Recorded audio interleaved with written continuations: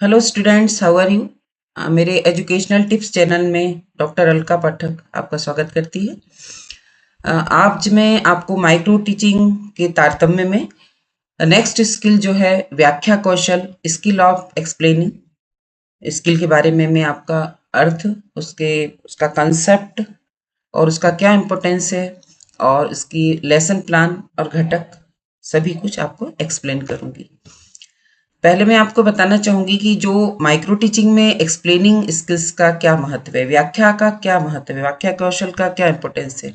जब भी हम टीचर क्लास में जाते हैं तो क्लास में टीचिंग के समय कोई भी शब्द, कोई भी सेंटेंस या कोई भी कंसेप्ट को जब तक हम उसको एक्सप्लेन नहीं करें प्रॉपर, जब तक बच्चों को समझ में नहीं आ जाए, तब तक वो कार्य या वो प्रेजेंटेशन, वो कंसेप्ट क्लियर नहीं होता। क्योंकि टीचिंग में एक्सप्लेनेशन का, एक्सप्लेन स्किल का बहुत महत्व है।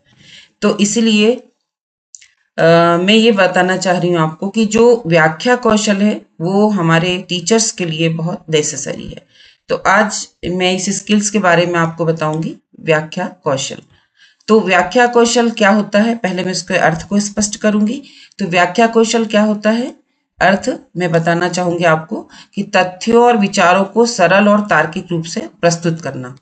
कोई भी तथ्य हो, कोई विचार हो, उसको तार्किक रूप से, मतलब उसके कंसेप्ट को क्लियर करना। फिर है उसका उद्देश्य।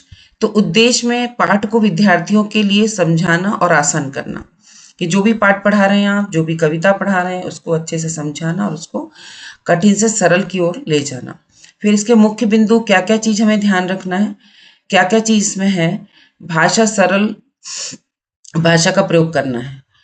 उदाहरणों और चित्रों का प्रयोग करना है। इसमें ये महत्व देना है कि जब एक्सप्लेनिंग स्किल है तो आप या तो चार्ट या मॉडल या बोर्ड पे या पिक्चर बना के बच्चों को बता सकते हैं। विषय को क्रमवार समझाना, मतलब स्टेप बाय स्टेप ले जाना। ओके। विद्यार्थियों से प्रश्न पूछकर जांचना।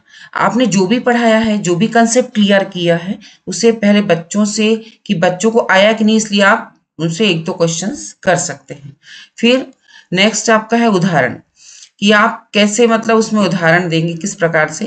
पौधों में प्रकाश संश्लेषण को चित्र सहित क्रमवार समझाना, मतलब अगर आप प्रकाश संश्लेषण पढ़ा रहे हैं तो उसको, उसका चित्र बना के बच्चों को समझाना। आप बिना चित्र के, इस स्किल में बिना चित्र का वो नहीं महत्व है, क्योंकि इसमें आप कहानी ले लें तो कहानी के द्वारा भी बच्चों को पढ़ा सकते हैं। ओके। अब मैं इस स्किल के जो आपके कंपोनेंट हैं, उन कंपोनेंट के बारे में बताऊंगी कि इनमें कंपोनेंट कौन कौन से हैं इस स्किल में। तो कंपोनेंट जो हैं आपके, वो है प्रारंभिक कथन, व्याख्या कड़ियां, तकनीकी शब्दों का प्रयोग, दृश्य और तकनीक, छात्रों से प्रश्न पूछना और समाप्ति। तो इसमें जो ये कंपोनेंट है, कंपोनेंट का बहुत महत्व है, क्योंकि जो कंपोनेंट है, तो कंपोनेंट में हमें विराम भी लेना है, उसे दृश्य सामग्री से भी पढ़ाना है, और बच्चों को जो तकनीकी शब्द हैं उसको उसको एक्सप्लेन भी करना है। जो कठिन शब्द बोलते हैं आ जाते हैं बीच में, या टेक्निकल वर्ड आ जाते हैं, उनको बताना भी है, और छात्रों से प्रश्न पूछना है। और जो तकनीकी है, दृश्य तकनीकी है ना, तो उसको कोई चित्र के माध्यम से भी बताना है। तो हम अब चलते हैं अपने लेसन प्लान पे। तो लेसन प्लान में, जैसा मैंने पिछली वीडियो में भी बताया था आपको, as it is lesson plan front में आपको सेंटेंस में लिखना है, जो जैसे लिखा हुआ है यहाँ पर आपको दिखाई दे रहा होगा कि लेसन प्लान को कैसे लिखना है, ये दिख रहा है आपको, है ना। फिर जनरल इन्फॉर्मेशन जैसे मैंने बताई है सारी आपको, छात्राध्यापक का नाम, कक्षा, विषय, कौशल, प्रकरण, दिन, दिनांक, अवधि और कालांश, ये बताना है आपको। जो आपका टॉपिक है, जैसे आज का अपना टॉपिक है लोकतंत्र, तो लोकतंत्र आपको सेंटर में लिखना है, थोड़े बड़े लेटर में लिखना है, स्पष्ट लिखना है। फिर आपको 3 कॉलम ड्रॉ करने हैं, छात्राध्यापक या छात्राध्यापिका, छात्र और घटक। तो हम यहाँ से स्टार्ट करते हैं छात्र व्यवहार से, जो टीचर्स का बिहेवियर है। बच्चों, आज हम लोकतंत्र विषय पर अध्ययन करेंगे, है ना।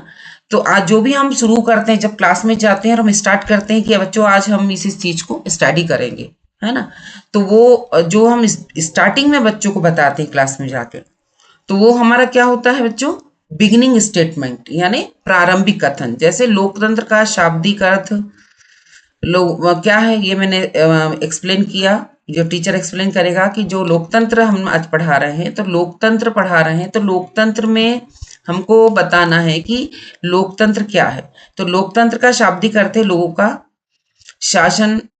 मतलब लोगों का शासन, यानी लोग एक नेता को चुनते हैं ना, तो लोकतंत्र लोगों का शासन ही है, क्योंकि हम एक नेता का चुनाव हम जनता ही करती है।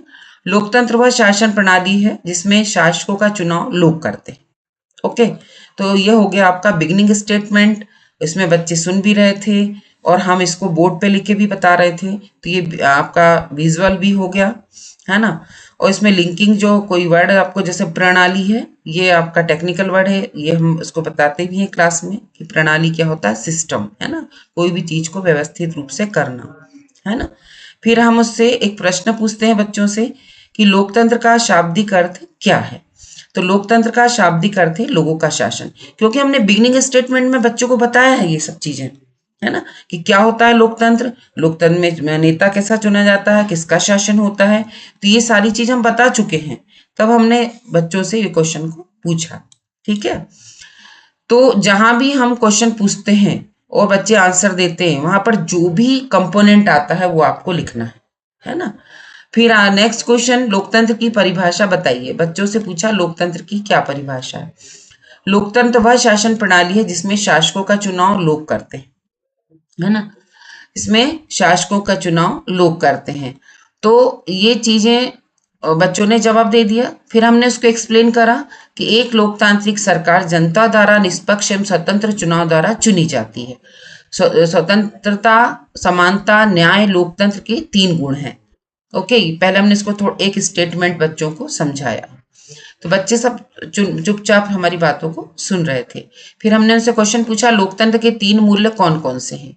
तो बच्चों ने बताया स्वतंत्रता, समानता, न्याय लोकतंत्र के 3 गुण हैं, है ना। फिर निष्पक्ष और स्वतंत्र चुनाव द्वारा किसे चुना जाता है। तो किसको चुना जाता है, लोकतांत्रिक सरकार को, है ना, जिसमें कोई दबाव नहीं होता, निष्पक्ष होता है, अपनी इच्छा से हम सरकार को चुनते हैं। तो ये हमने इतना उसको एक्सप्लेन करा, क्योंकि चूंकि 5 से 10 मिनट तक ही हमें एक्सप्लेन करना है, इसलिए हम लास्ट में जो कंक्लूडिंग स्टेटमेंट है, अतः हम कह सकते हैं कि लोकतांत्रिक शासन प्रणाली में शासकों का चुनाव द्वारा जनता द्वारा किया जाता है। तो ये क्या हो गया, कंक्लूडिंग स्टेटमेंट। जो आप यहाँ देख रहे हैं CS, हमने शॉर्ट में लिखा है इसको, तो ये हो गया कंक्लूडिंग स्टेटमेंट, यानी अंतिम कथन, जो हम अंत में क्लास के बच्चों को बोलते हैं कि हमने आज क्या क्या पढ़ा। तो ये होता है कंक्लूडिंग स्टेटमेंट। अब लास्ट में मैं आपको बताऊंगी जो ऑब्जर्वेशन टेबल है, ये होती है हमारी, ये टेबल को हम कहते हैं ऑब्जर्वेशन टेबल। ये होती है ऑब्जर्वेशन टेबल। इसमें घटक, आवृत्ति और योग होता है। जैसे मैंने बताया था आपको, प्रारंभिक कथन, व्याख्यान कौशल, तकनीकी शब्दों का परिभाषित करना, दृश्य तकनीक, छात्रों से पूछना, समाप्ति कथन। तो ये प्रारंभिक कथन एक बार ही होता है, क्योंकि बिगिनिंग स्टेटमेंट हम एक ही बार बोलते हैं ना कि बच्चों आज हम ये पढ़ेंगे, है ना। जैसे मैंने आपको बताया कि आज हम लोकतंत्र कैसे कंसेप्ट और लोकतंत्र की सरकार कैसे बनती है बताएंगे, तो हम एक ही बार बोलेंगे जिसकी एक आवृत्ति हुई और एक ही बार। फिर व्याख्यान कड़ियां, है ना, व्याख्या कितने बार करी, जितने बार करी उतने बार। तकनीकी शब्दों का कितने बार प्रयोग करा, दृश्य तकनीक का कितने बार प्रयोग करा, छात्रों से कितने बार प्रश्न पूछा, समाप्ति कथन एक बार कहा कि आज बच्चों आज हमने ये पढ़ा है। तो आज मैंने आपको व्याख्यान कौशल का अर्थ, उसका कंसेप्ट, व्याख्यान कौशल टीचर के लिए क्यों जरूरी है, टीचर की एक्सप्लेनिंग स्किल को सॉफ्ट बनाने के लिए, और उसके एक लेसन प्लान और उसका टेबल, इसके बारे में डिस्कस किया। बच्चों आज के लिए इतना ही। Thank you so much.